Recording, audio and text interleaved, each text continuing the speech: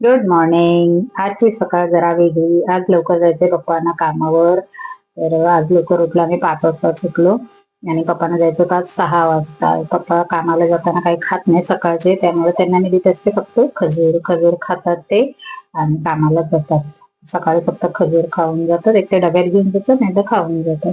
मग सकाळी जाताना त्यांनी खजूर घेतला होता आणि ते निघून गेले. त्यांच्या नंतर निघून गेल्यावर मग आम्ही लागलो. तर पप्पा गेले कामाला, गेल्याच्या नंतर मग आम्ही लागलो स्वयंपाकाला. म्हणजे मी तर सगळं काम आवरून मग लागले स्वयंपाकाला. आज करायची होती मला कोलंबी. कोलंबीचं आज मला करायचं होतं कालवण.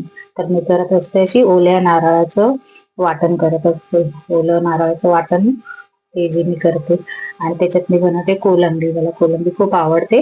बटाटा टाकून कोलंबी फ्राय करून, तिला आधी तेलात फ्राय करून खूप मी फ्राय करते आणि मग त्याला वाटण टाकून कालवण असं करत असते मी. मला तसं आवडते. ते गॅसवर चालूच होतं तोपर्यंत आल्यानंतर वाटाची मला नकोच होती, पण तरी पण तो इन्सिस्ट केला. मग मी घेतले त्याच्याकडून तोर बोंबील घेतले. ते त्याच्याकडून कापून वगैरे घेतले. शेजाऱ्यांना पाहिजे होते तर त्यांना काही मी घेऊन दिले नाही, मीच घेतले ते. आणि ते घेऊन मग मी स्वच्छ साफ करून फ्रीज मध्ये ठेवून दिले.